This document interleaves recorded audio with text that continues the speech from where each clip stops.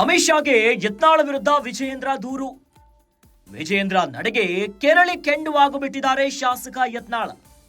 ತಮ್ಮ ವಿರುದ್ಧ ಕಂಪ್ಲೇಂಟ್ ನೀಡಿರೋ ವಿಜಯೇಂದ್ರ ವಿರುದ್ಧ ಈಗ ಗುಡುಕ್ತಾ ಇದ್ದಾರೆ. ವಿಜಯೇಂದ್ರ ವಿರುದ್ಧ ಮತ್ತೆ ಗುಡುಗಿದ್ದಾರೆ ಶಾಸಕ ಯತ್ನಾಳ. ನಾನ್ಯಾಕ್ರಿ ವಿಜಯೇಂದ್ರನ ಭೇಟಿ ಆಗ್ಲಿ ಅಂತ ಆಕ್ರೋಶವನ್ನ ಹೊರಗಾಕಿದ್ದಾರೆ.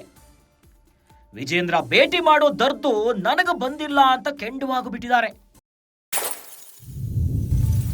ವಿಜಯೇಂದ್ರನೇ ಬಂದು ಮಾತನಾಡಿದ್ರು, ಮಾತನಾಡಲ್ಲ ಅಂತ ಗುಡುಗು ಬಿಟ್ಟಿದ್ದಾರೆ. ನನ್ನನ್ನ ಯಾರಿಂದಲೂ ಕೂಡ ಪಕ್ಷದಿಂದ ಉಚ್ಚಾಟನೆ ಮಾಡಲು ಸಾಧ್ಯವಿಲ್ಲ ಅಂತ ಹೇಳಿದ್ದಾರೆ. ನಾನು ಯಾರ ಜೊತೆಯೂ ಕೂಡ ಹೊಂದಾಣಿಕೆಯನ್ನ ಮಾಡಿಕೊಂಡಿಲ್ಲ. ನನ್ನಂತ ಪಕ್ಷನಿಷ್ಠ ಇಡೀ ಕರ್ನಾಟಕದ ಬಿಜೆಪಿಯಲ್ಲಿ ಯಾರೂ ಇಲ್ಲ ಅಂತ ಹೇಳಿದ್ದಾರೆ. ನಾನು ಕಾಂಗ್ರೆಸ್ ಭಿಕ್ಷೆಯಿಂದ ಶಾಸಕನಾಗಿ ಗೆದ್ದು ಬಂದಿಲ್ಲ. ವಿಜಯೇಂದ್ರ ವಿರುದ್ಧ ಶಾಸಕ ಯತ್ನಾಳ್ ಹಿಗ್ಗಾಮುಗ್ಗವಾಗಿ ವಾಗ್ದಾಳಿ ಮಾಡಿದ್ದಾರೆ. ಸ್ವಲ್ಪ ಮಟ್ಟಿಗೆ ತಣ್ಣಗಾಗಿದ್ದಂತಹ ಬಿಜೆಪಿಯ ರೆಬಲ್ ಟೀಮಿನ ನಾಯಕ ಶಾಸಕ ಬಸನಗೌಡ ಪಾಟೀಲ್ ಯತ್ನಾಳ್ ಸ್ವಲ್ಪ ಸೈಲೆಂಟ್ ಆಗಿದ್ರು ಇಷ್ಟು ದಿನ. ಈಗ ಕಂಪ್ಲೀಟ್ ರಾಂಗ್ ಆಗಿಬಿಟ್ಟಿದ್ದಾರೆ. ಬಿಜೆಪಿಯ ರಾಜ್ಯಾಧ್ಯಕ್ಷ ವಿಜಯೇಂದ್ರ ವಿರುದ್ಧ ಕಂಪ್ಲೀಟ್ ಗುಡುಗಿ ಕೆಂಡಾಮಂಡಲ ಆಗ್ತಿದ್ದಾರೆ. ಜೊತೆಯಲ್ಲಿ ಆಕ್ರೋಶವನ್ನ ಹೊರಗಾಗ್ತಿದ್ದಾರೆ. ಅಂದ್ರೆ ಅಮಿತ್ ಶಾಗೆ ಯತ್ನಾಳ್ ವಿರುದ್ಧ ವಿಜಯೇಂದ್ರ ದೂರನ್ನ ಕೊಟ್ಟಿರುವಂತಹ ವಿಚಾರವಾಗಿ ಕೆರಳಿ ಕೆಂಡುವಾಗಿದ್ದಾರೆ. ತಮ್ಮ ವಿರುದ್ಧ ಕಂಪ್ಲೇಂಟ್ ನೀಡಿರೋ ವಿಜಯೇಂದ್ರ ವಿರುದ್ಧ ಗುಡುಗುತ್ತಿದ್ದಾರೆ. ಈಗಾಗಲೇ ಪ್ರತ್ಯೇಕವಾಗಿ ಬಿಜೆಪಿಯಲ್ಲಿ ಅವರ ರೆಬಲ್ ಟೀಮ್ ಆಕ್ಟಿವ್ ಆಗಿ ಕೆಲಸವನ್ನ ಮಾಡ್ತಾ ಇದೆ. ಆದ್ರೆ ಸ್ವಲ್ಪ ಮಟ್ಟಿಗೆ ಇಷ್ಟು ದಿನ ಸೈಲೆಂಟ್ ಆಗಿತ್ತು. ಒಳಗೆ ಕೊತ ಕುದಿತಾ ಇದ್ರು ಕೂಡ ಮೇಲ್ನೋಟಕ್ಕೆ ಸೈಲೆಂಟ್ ಇತ್ತು. ಆದರೆ ಮತ್ತೆ ಈಗ ರೆಬಲ್ ಬೆಂಕಿ ಮತ್ತೆ ಹತ್ಕೊಂಡ್ಬಿಟ್ಟಿದೆ. ವಿಜಯೇಂದ್ರ ವಿರುದ್ಧ ಈಗ ಗುಡುಗಿದ್ದಾರೆ.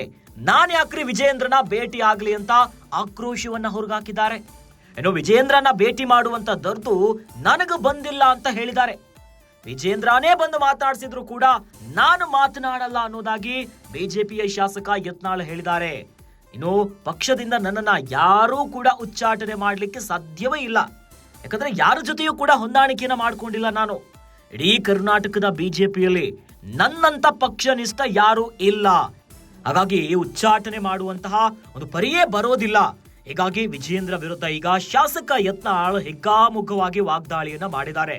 ಇನ್ನು ಈ ಹಿಂದೆ ಯಾವಾಗ ಸ್ವಪಕ್ಷದ ನಾಯಕರ ವಿರುದ್ಧವೇ ನೇರಾನೇರವಾಗಿ ವಾಗ್ದಾಳಿ ಮಾಡಿದ್ರು. ಮಾಜಿ ಮುಖ್ಯಮಂತ್ರಿ ಯಡಿಯೂರಪ್ಪನವರ ಮೇಲೂ ಕೂಡ ವಾಗ್ದಾಳಿಗಳನ್ನ ಮಾಡಿದ್ರು. ಇನ್ನು ವಿಜಯೇಂದ್ರ ಅವರ ಮೇಲೆ ನೆಗಿ ಕೆಂಡುವಾಗಿ ಹೇಳಿಕೆಗಳನ್ನ ಕೊಟ್ಟಿದ್ರು.